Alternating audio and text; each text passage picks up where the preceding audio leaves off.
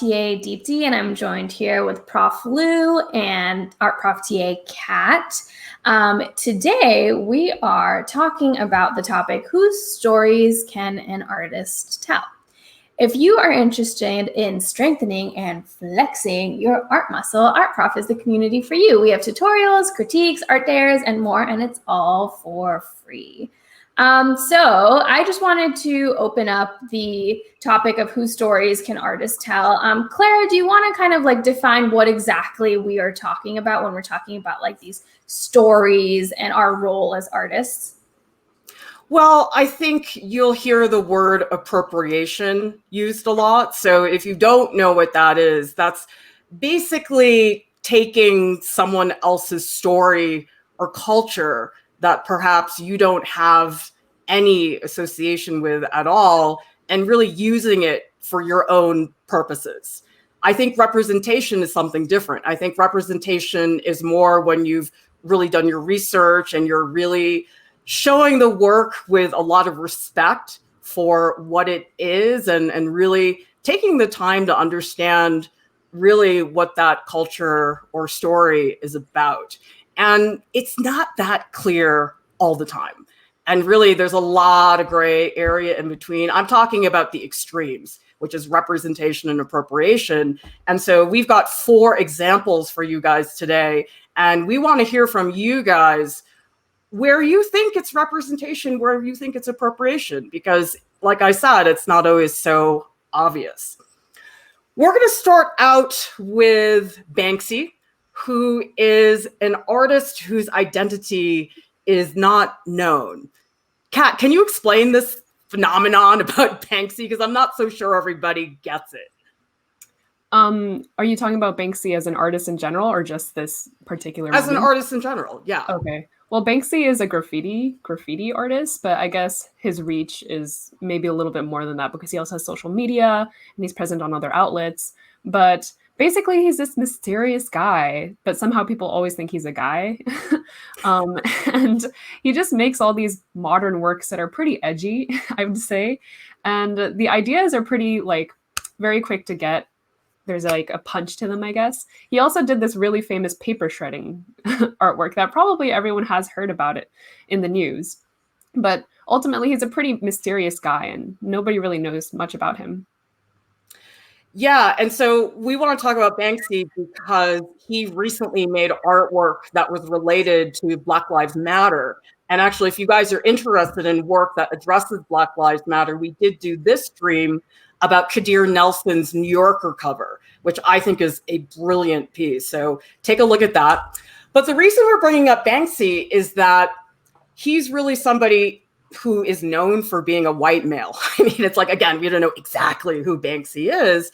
And I've had a lot of artists approach me and say, listen, I'm a white artist and I really want to support Black Lives Matter. I want to make artwork to talk about that, but I feel a little funny about it.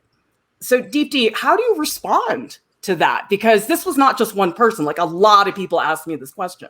Yeah, it's interesting. And I will just make a note that none of us on this stream are Black. So we should just, make that note that we aren't the voice that should be listened to in this situation. You should ask the community that is being affected by the movement and whatever. But I think if it's making you uncomfortable, you should kind of tap in and see why things are making you uncomfortable. But I think especially in the realm of like the Black Lives Matter movement, I think the role of artists who are not Black should be to uplift and give a platform to the movement rather than trying to inject your own narratives into it, if that makes sense. Like a lot of times, people, like especially white artists, get a lot more visibility just because of the way the world operates. And I think using that visibility to shine a light on Black artists, or make collaborative work, or make work that is directly affecting that movement and giving that movement the respect and the voice it deserves is key. I really want to point out this comment by Magdalena, where it says you really can't win in that situation. If you only use your culture stories and it happens to be mostly white people, there isn't enough representation. And yet using other stories means cultural, and I guess it didn't finish. But maybe we can just assume that appropriation would come after that. But Clara, what do you think about Magdalena's comment? Well, I've heard a lot of people point that out, that sometimes the response to this is people say, oh, well, I'm an Asian American, which I am. Does that mean I can only make artwork about Asian American experiences? And I don't think that's true. I think there is a way to honor and respect someone else's story or culture, but I think it takes a ton of work to make that happen. I don't think that's something you can come up with in a week. I think you have to practically research to the point that it's a PhD thesis and really work on that. Because a lot of what I see, like we just did that Demoiselle d'Avignon crit clash, I really don't think Picasso thought about African masks and what they meant to the African culture. So I just think that it's not that clear cut. And so what do you guys think about these statements from Banksy? And you guys can look up, there's all kinds of articles that have Banksy's statement. And he actually posted this on Instagram, so you can find it there as well. So he says, I thought I'd just shut up and listen to Black people about this issue. Why would I do that? It's not their problem, it's mine. People of color being failed by the system, the white system, faulty systems making their life a misery. It's not their job to fix it. This is a white problem. If white people don't fix it, someone will have to come upstairs and kick the door in. So, Deepti, when we go back to the image, do you think that this is a good response to Black Lives Matter? Is Banksy really serving Black Lives Matter? It is interesting. I think one thing that I will note is that Banksy does have a huge platform. A lot of people listen to Banksy and look at their work. I'm going to say their because I don't know if Banksy's a man or a woman or a collective.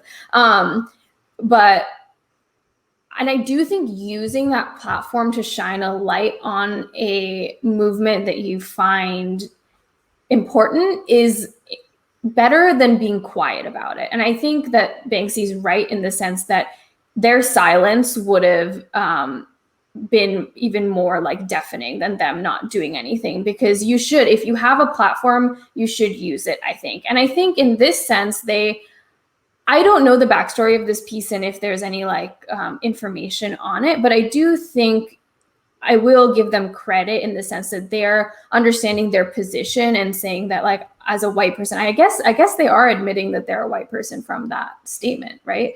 But I guess that they are admitting that this is like, you know, a problem generated from, you know, my white people, and my role as that person is to do better. And it's not, I shouldn't have to make the work of the people being affected. It's my job. So I think that they're doing like the best that they can. I don't know. I don't see this as like claiming any narrative as their own, but rather using their platform and understanding their privilege and trying to shine light and give a platform and get as many eyes and ears open as possible. But right.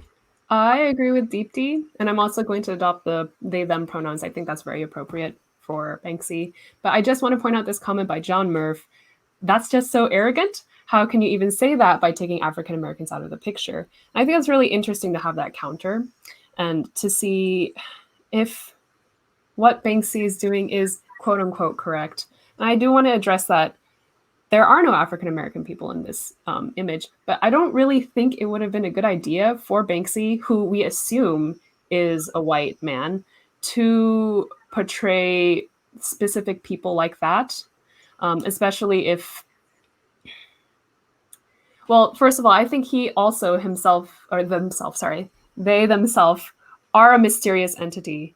And to portray very specific people is, I think, outside of their zone and also maybe not called for in this situation. I think in this case, if they wanted to portray specific people, they really needed to uplift someone else's story, someone who should tell the story. And in fact, there is another comment here by a creative girl of color. we need you to do the work and experience the life of a Black person with new eyes. And I think what is critical about this comment is the new eyes aspect. And I think the Black Lives Matter has encouraged people to start looking at this phenomenon, this issue, with people of color rather than them projecting stuff on it. But anyways, Clara, I just wanted to ask you what you thought of the previous comment by John Murph about arrogance and the lack of specific African-American people in Banksy's artwork. Well, I can see why he wouldn't want to do that. And if you guys look at the Kadir Nelson image, it's all images of people who are Black. And Kadir Nelson did his research. I mean, there's a whole New Yorker feature where you can go over every face and read about that person and what their place was in history. And so to me, this is an artist really doing their homework. Kadir Nelson is also a Black male. And so I feel that that's quite appropriate. I mean, my whole feeling about the Banksy piece is that it's very watered down. I mean, I don't really feel like it says very much because, okay, you got the candle, that seems like it's a vigil. You've got the American flag, but I don't know. I feel like it's a very non-statement. Sure, he's shining light on the movement, but I did a stream a couple of weeks ago with 2 RISD students who are trying to raise the voices of people of color at their school. And one of the things that they said that I thought was so great that so few people do is they said, you know what, if you guys want to help Black Lives Matter, buy artwork from people of color, okay, from Black artists. Don't just say, oh, support Black Lives Matter. Like, how many people will actually go and buy artwork? It's like, Deepti, how does it feel when somebody buys your artwork? It's amazing. Oh, it's amazing. Yeah. And it's also like financially is just supporting you. Like, it's not just like an ego thing, but like, I do actually think that comment made me think, and I was like, what if Banksy used their mysterious platform to, rather than like make work? Because I do agree the piece, it obviously has impact because of their platform, but how much is it actually saying what, like it does feel watered down, like you said, Clara, and I think it could be better and it could do better. But I was like, oh, what if Banksy used their platform to shine their light on Black artists rather than making their own work, but like using that platform and was just like, I'm going to just really promote a bunch of artists who are Black and who are making work right now and who should have a voice. And perhaps I have a voice that can uplift them. So that's really, really interesting. And I that's kind of changed my perspective on the piece. So I want to point out another comment by a creative girl of color. I think you can do Black images, but it needs to come from a space of love and understanding, not because you feel social pressure, because we know you're being fake. And I think this also shines a light on performative, I'm blanking out on the word, someone help me. Performative activism, thank you. And I don't know, do people believe that Banksy's artwork in this case is performative? And please leave a comment and say what you think. But I read somewhere that even if activism is something that people would think is performative, as long as it sparks people to change, as long as it sparks people to work harder and listen more, then it's doing good. I think someone else mentioned in the comments that you're sort of damned if you do, damned if you don't. In that case, I think it's better to be damned if you do, at least to put in the effort and try to learn and grow from that. But anyways, Clara pulled up this new slide, and this is an animator, Dina Velikovskaya, who is from Russia, born and raised. And we posted a link to her film about a mother. And Deepti, I'm curious, what were your first thoughts when you saw this film? It was a beautiful film. I will say that. It was a really beautiful film. It was very touching, and I felt very moved by it. And I thought it was really well done from an animator's perspective. But there were definitely a lot of elements in it that had me feeling uncomfortable, especially because I saw Kat because you shared it with me, and I knew the backstory of the creator. And there was a lot of imagery and music that like alluded to an entire culture that was not like of the animators, and there was no writing that was telling me like how they came about to represent a culture that's different than their own. It just felt very separate, and I couldn't figure out why or like what, but rather like maybe they were gaining something from doing this, which felt a little bit exploitative. I don't know. What did you feel, Clara, when you first saw it? Well, it's interesting because I actually saw the stills before I actually watched the film. And so I just was looking at the visuals. And then when I played the film, the music is what really drove it home for me. And you guys should look it up. It's on Vimeo. Just look up About a Mother. Dina, I can't pronounce her last name. But anyway, look it up. And it's this very, I suppose, stereotypical tribal music. And that really, I went, whoa, okay. And then the other thing it made me think about right away was Native American petroglyphs. I mean, it's really hard to look at these images and not see the connection with the animated film. And so there's that, but there's also this, like I looked up all this stuff about the film and I was hoping to read an artist statement and find out what was the origin. And I couldn't find anything. It was all, this film is about a mother who is sacrificing things for their children. Kat, don't you think that's strange? Because most professional artists who have work in the public, there's an expectation that they're going to explain themselves. Absolutely. I first saw this film in a film festival, and it was actually one of my favorite films, probably because I thought the other films sucked. And that juxtaposition made me think, okay, this film is more quality than the others. So what I did afterwards was actually look up the film, and I was shocked to see that the artist was somebody who was white, and also that the artist statement only said, this is about a mother. It didn't even say that it was based on something other than white Russian folklore or anything like that, that it was based probably on African culture. But I think that we need to also understand that this artist was born and raised in Russia. And actually, on another note, there was a lot of uproar previously when Scarlett Johansson was cast as the main character of Ghost in the Shell, which is a Japanese story. And I thought what was interesting about that was a lot of the uproar came from America and not Japan. And interestingly enough, I think that is because in Japan, that's not really a problem, because Japanese people don't live with other white people and don't suffer from the same discrimination as somebody who is Asian in America. Similarly, I don't think Dina Velikovskaya has lived with a lot of people of color in Russia. And I don't think Dina Velikovskaya is aware of these issues. And I think we also need to give some room for understanding about that as well. But regardless of Dina's upbringing and surroundings, I think we do need to agree that there are some pretty appropriative imageries in this film.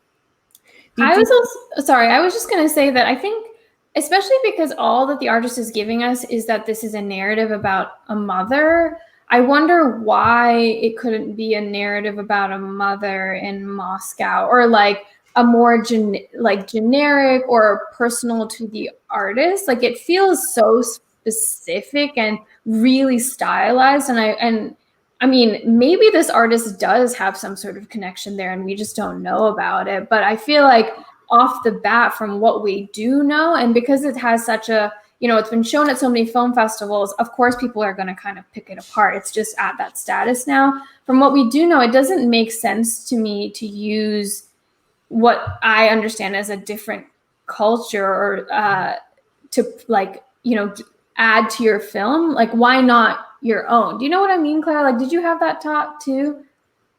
Well, we talk about it in this stream, and actually it's eerie the way it lines up with the Dana Schutz fiasco at the Whitney Biennial. If you don't know about it, Dana Schutz made this painting of Emmett Till, this young Black boy who had been murdered in a really horrific way.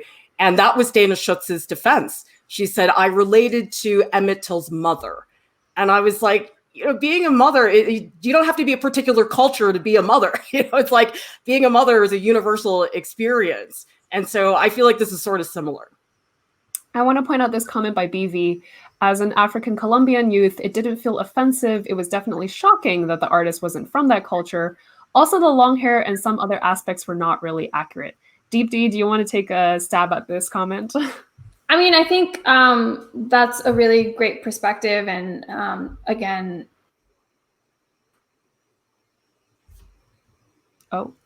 I think Deepti froze for a second. Anyway, we'll take over about the hair. I was going to say that the hair was actually one of the sections that made me really uncomfortable, because I have had Black students in my classes at RISD do so many projects about their hair because it's such a big part of their lives. And when I saw this clip of the mother not just combing her own hair, but also the kids' hair, I just went, oh, yikes. That's not how it works. And that made me really uncomfortable. Right. I was actually, when I first saw this film in the film festival, when that comb came out and the mother was combing the kid's hair, I thought,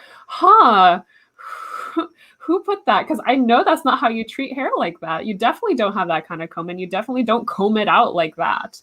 But no. Anyways, there is another really good comment from earlier by ComQ that I want to address. Performative activism just takes away space from actual Black people and activists. I'd rather you don't, because performative activism is just virtue signaling and skin deep. It's meaningless.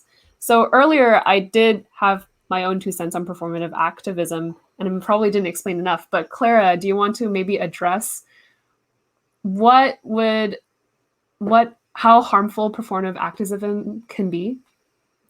Well, I think if you're doing it just so people don't get mad at you, I don't think that's a good thing. You have to have genuine desires to be a part of that movement. And I can understand this impulse to say, you know what, I'd rather you just not do it, because it's like you're just trying to save face. You're just trying to look good. And that's insulting to a lot of people to say, I'm doing it for selfish reasons. It does not have a lot to do with you. Right. So I can definitely understand that impulse. Yeah. Let's move on. Sorry, I need to put in my own 2 cents again. Sorry. Sure. But I actually saw this online where, again, people think, damned if you do, damned if you don't. And there was this one person I knew from school who had this whole series about Black Lives Matter and how it related to the art school I went to. And I think I was also biased to this girl because, first of all, she had a lot of really great points to make. But second of all, she quoted it in a way where it sounded like a really fancy resume. Like she inserted herself into that narrative, and she's not Black. But I thought also, if this sparks change in our school and makes the students realize that this issue exists, that this issue needs to be known and researched about and supported, then it's doing some good. It's doing some good. So again, even if there's that moral gray area, if you think, oh my gosh, I think this person's being performative, or oh my gosh, they're also making a lot of good points, as long as it sparks good change, then that is a good and brave step to take. But again, it's not about what you have done. It is about what you can do next. And I think that is a mindset that we need to take when being activists. For sure. Let's take a look at our next example, which is Art Spiegelman.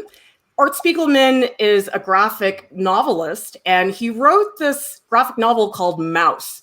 And it was written in 1980. It's actually the only graphic novel that has ever won the Pulitzer Prize, which is really quite remarkable if you think about it. And this one is quite different because it's not Art Spiegelman's story that he tells. It's actually his father's story. So Art Spiegelman's father, he was from Poland, and he was a Holocaust survivor. And Art Spiegelman actually did a series of interviews with his father that were recorded. And Mouse is such a complicated comic because he's not only telling his father's history, but he also talks about his father's relationship with him in real time, like in the present day. So Deepti, obviously this is different because it's a father and son. We're not talking about Dina, who is a white person in Moscow and doing this tribal imagery. But does Art Spiegelman have a right to this story? That's something that I think would have been a conversation between him and his father. But I do think because it's highly specific and he's also very clear about his role, I don't think at any point he's trying to claim this story or being a part of the Holocaust as something that he experienced. He's being very clear about, this is my father's narrative. And I've actually never read this graphic novel, so maybe you correct me, but it seems like it's more of a specific experience that his father experienced. It's not like the whole Holocaust that he's trying to water down into his graphic novel, from my perspective. So I think the fact that he was able to have those conversations, I think, Clara, you said he recorded those conversations. There's a lot of research and time put into this, and that personal connection with the person whose story they're actually representing. And so it seems like it's not just like, oh, here's a story that I think will make me a lot of money or will make a good graphic novel. Their research and the effort was put into it. So I think that's where things are different. And also, you do have to note that, like, if it was his father who he assumed grew up with, I'm assuming that the artist, Art Spiegelman, grew up with some sort of weight with that as well. Like, even though that he didn't live through it, there is a connection that affected him. But what do you think, Kat? I know you've also read this graphic novel. So what's your kind of thoughts on the narrative of it and maybe how it's different from Dina's short film? Right. I agree with you. And actually, I did want to point out what you mentioned towards the end about how, even though this is his father's experience did affect Art Spiegelman's own life in a very heavy way as well. And I want to also point out that I was talking to someone who was transgender one time, and I was asking her, what do you think about people telling transgender stories when they aren't transgender? And what she responded with was, first of all, she wasn't completely happy about it. I mean, she would much rather hear a transgender story come from a transgender person. But if the person in question isn't transgender, but does a lot of research and has credited a lot of transgender sources, then she says it's better than having nothing. And fact of the matter is that there happens to be more creators out there who have a larger platform, who are not transgender in her case, but also in other cases just are not identifying with the topics that are presented. And that's just fact. They have a bigger platform. But to use that platform in order to uplift other voices, that is ultimately what matters. And I think Art Spiegelman is doing a really good job of that, because if Art Spiegelman didn't do this comic, we would not know the story of his father. It wouldn't exist. So there's also that to keep note of. Clara, have you read Mouse, and what are your thoughts on it? I mean, it's one of the most incredible graphic novels I've ever read.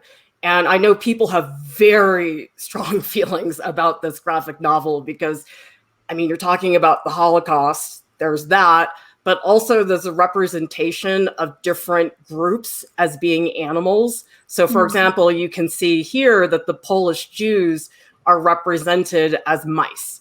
And I believe, I'm forgetting the other ones, but there's one group that's pigs, and there's another group that's another animal. And so you just imagine, like, just put those things together and you get a lot of people very angry. But what I think is sort of remarkable about this, though, is that if you think about it, Art Spiegelman could have gone up to the attic, looked at some photos, collaged some of them together, and done it without any involvement with his father. People can do that, okay? Because you have family albums at home.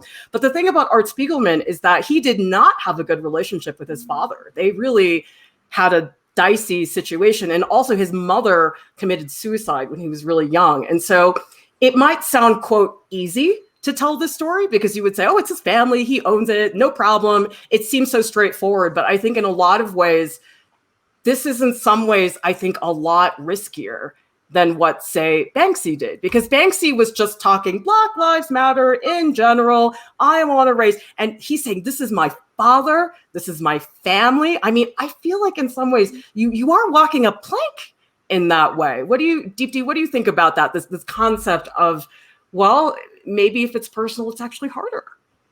It's definitely harder because you're putting so much more of yourself into it, but I think that's important. And I think like sometimes it's easier to just be like, here's a social cause I care about. Here's an easy way for me to, I like what you said, Kat, earlier about rather than giving a cause a voice, you're uplifting a voice, because people already have voices, and it's wrong to say that someone is giving them a voice, but it's uplifting that is doing the right work. So, uplifting this voice. But when it's something so deeply personal, you're like putting yourself on the line, you're putting people you care about, and you're really having to do a lot of work. So it's emotionally draining, and it's, I agree with you, Clara. It is a lot. Thank you, Deepti, for mentioning that and highlighting the point of uplifting a voice rather than giving a voice. I think that's a really good point. I also want to point out this comment by Darwin. If I recall correctly, the book does carry some problematic / potentially racist elements, especially with the animals, but the story itself, I think, is beautiful and well done. And I think this goes to show, this is a totally valid comment too. Mouse won a Pulitzer. Mouse is critically acclaimed everywhere. But no matter what kind of story you're telling, there's going to be some sort of problem with it. And there's going to be some sort of criticism with it too. And I think that's something to expect when you put something out there in the world.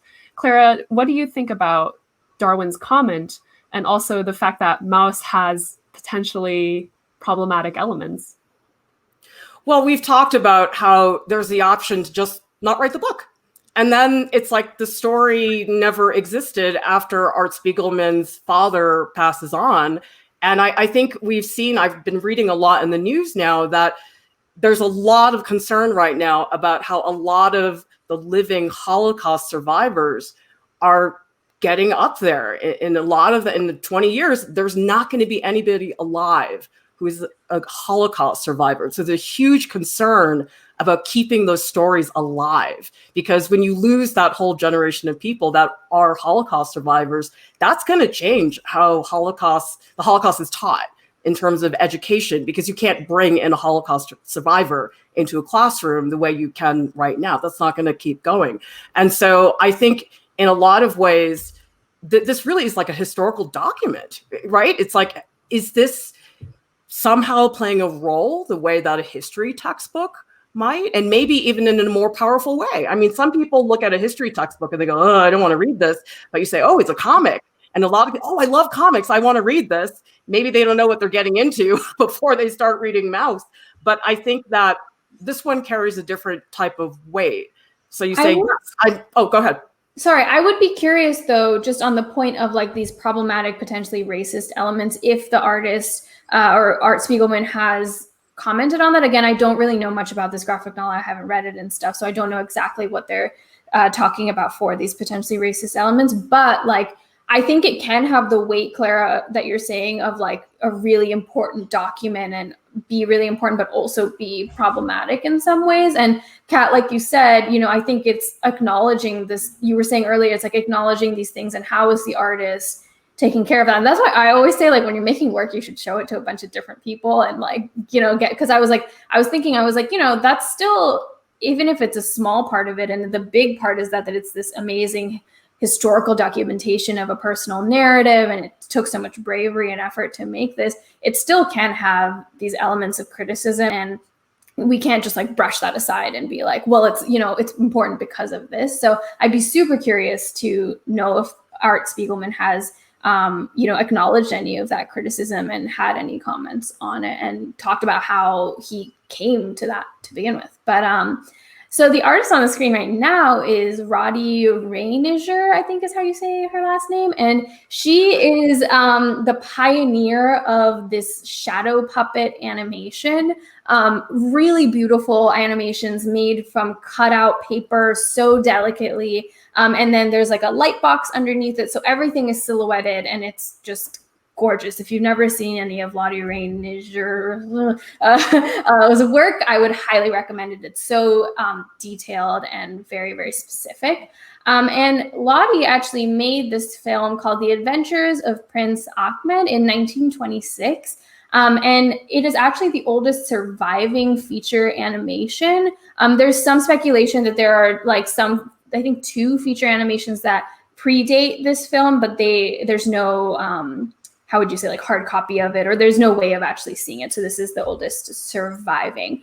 And so this film specifically, it is based off of a story written by Hannah Diab, who is I believe, who was a Syrian author, and it's based on Middle Eastern folklore. And Hannah Diab passed away prior to Lottie Reiniger being born, I think, let alone making this film. So there is some distance between the two. But Kat, I'd be interested, have you seen this film? Or even if not, what are your initial thoughts and reactions to Lottie making an animated film using her techniques to reimagine this pre-existing story? Right. I have never seen this film, but I have heard a lot about it, and I've known about it for quite some time. I just haven't watched it. I should, I know. But it's sort of like animation lore. If you're into animation, you probably know about this story and Lottie Reiniger. And my thoughts about this is that it's, first of all, beautiful, wonderful, gorgeous. And second of all, I know Lottie is white. But also, I think that I do not believe that Lottie Reiniger is claiming this story as her own, because first of all, it has a completely different writer. And I know that she is reimagining and reinterpreting it visually. But second of all, I just think that she does a really good job at it. I think that it uses a lot of imageries, and it clearly shows a lot of research has gone into it, from like the clothing to the people to the weapons to the architecture. It seems like, and I'm not an expert, but it seems like it would be relatively accurate to the source material. Clara, what are your thoughts on this film? Have you seen it? I have seen bits of it, and let me tell you guys, after you watch this film, you are going to appreciate that stop motion animation app on your phone, because this is all hand cut, manually created. It's an absolutely innovative piece. It's a landmark piece of film in history. So that part of it is remarkable. But I think what really makes this film work for me is the specificity. It doesn't seem generic. And that's what sort of bothers me, is oftentimes I would have students in class and they would have, say, a cityscape in their image. And I would say, well, what city is it? They're like, I don't know, it's some city. And I'm like, it matters. It matters if it's Paris, and it matters if it's Tokyo, right? Like, that's a really different story. And I just feel like when I look at these, she's not saying, oh, some architecture in the Middle East somewhere. And I'm like, guys, you got Google Images. Like, it is not hard to look up the skyline of Tokyo or whatever it is that you're doing. So I think I feel the research. I don't know if it sounds strange, but it just seems like this was not the first pass. This is multiple moments of research. I want to point out this comment by Moonbean. I think if you make one artwork with a generic quote unquote Black person, but all your other characters are white, that shows you're being performative, especially if your white characters are varied and diverse, but your Black characters are just stereotypes. And relating this back to Lottie Reiniger, I think something that does make this film feel specific is that there is a variety of characters who are Middle Eastern in this film. And I think they're not just stereotypes, they're actually trying to represent real characters / people in this tale. Deepti, what are your thoughts on that? Yeah, again, I'm like super aware right now that all three of us are not Middle Eastern, so I'd be curious I'm like, we just keep picking topics that we're like, none of us are, but like, so I'd be curious from like a Middle Eastern person if this feels specific to them, or it just feels like different stylized versions, but it's not specific. But from my perspective, and I don't know a lot about this, it does seem super specific and really researched. And I think what I appreciate is that Lottie is not claiming this narrative as their own. Every time I've read about this film or whatever, I know that who wrote it, and I know that it's not her. So I see it as her reimagining it just visually, but not trying to insert herself in any other way but this like really impressive skill that she has. But like, again, I would be really, really curious to have someone look at this who is more educated than I am and be like, oh, this is just a stereotype once again, or whatever. But from my perspective, it feels like a ton of effort was put in, a ton of research was put in, and credit is given where credit is due. You know, there's not like, again, I'm going to go back to the short film that we talked about earlier. There's so much just like question mark confusion when I watch that. I'm like, but where, but how, like, you know, like what is happening? Whereas this one, I think a lot of questions are answered. So I can kind of understand where Lottie's coming from and what her purpose was when creating this film. But I mean, just look at it, Clara. It's so beautiful. Like I can't even, it's gorgeous. Don't you just feel like so emotional when you look at this? Maybe that's the animator in me talking, but. Well, I just wonder if maybe the silhouettes are part of the reason why we're accepting the imagery more, because it's specific in terms of the shapes, but it's very different, I think, than some of the other pieces we looked at where we really see a particular face. And I think that maybe this is a way of providing anonymity to each of the characters. And I do see this more, and this sounds strange to use this word because I know it's an animated film, but I see this more as an illustration, that it's almost like somebody gave her the story and they said, I'm not saying this actually happened. I'm just saying it feels like that type of thing where somebody's given a story, illustrate Cinderella, show me Sleeping Beauty. She's not saying that I own these tales. And so that's really what I think is very different from a lot of these pieces. Kat, do you see her as more an illustrator, for lack of a better word? Definitely. I mean, I'm an illustrator, so whenever I see something that's somewhat in my vein, I'm like, yeah, fellow illustrator. But I do also want to point out that the art form of shadow puppetry is an interesting choice. Now, I don't know enough, and I don't know if shadow puppetry is an art form in the Middle East that is well known, because I definitely know, at least in Indonesia, that shadow puppetry is big there. I mean, it's iconic. But I don't know, I think the choice of shadow puppetry does make the character a little bit more anonymous and maybe also quote unquote exotic, because that's not really known, like it's not a German thing to do shadow puppets, I would think. So I also think that the choice of shadow puppets is interesting. And again, I don't know enough to really comment much, but I am putting in my 2 cents there. We have a comment from Georgie who's saying, I wish I could convince folks in my family to write even a small autobiography about specific things in history. It would just add to those hard years in time. Yeah, it's interesting because, you know, my mother actually put together a cookbook a couple of years ago just for her friends and family and everything. And actually in the beginning, she wrote a couple pages about what her life was like when she just moved to the US. And I was like, wow, this is, if she hadn't written this, it wouldn't be here and I would never know about these types of things. So stories are very important. And especially when they're so specific, they carry a power to them that I think doesn't happen when you have like the Banksy version where it's like this one big movement. And that's what I really enjoy, especially about Mouse that we talked about earlier. So there's that, but also, as we know, there are no easy answers to all of these little specifics. Art Prof has a podcast. It's available on Spotify and also on iTunes. And please join us in the Discord. I'm sorry, this is the wrong channel. It's supposed to say post live streams. We are going to be hanging out in there in about 5 minutes. The invite link is in the video description below. Subscribe to our YouTube channel and join the Art Prof family. And thank you to our top Patreon supporters who make everything possible here at Art Prof. Thank you to everybody for all of your contributions to the stream. This is not easy stuff to talk about for us and for anybody, but they're important topics, and I'm really glad that you guys can join the conversation. Thank you so much for watching. We'll see you next time. Bye-bye.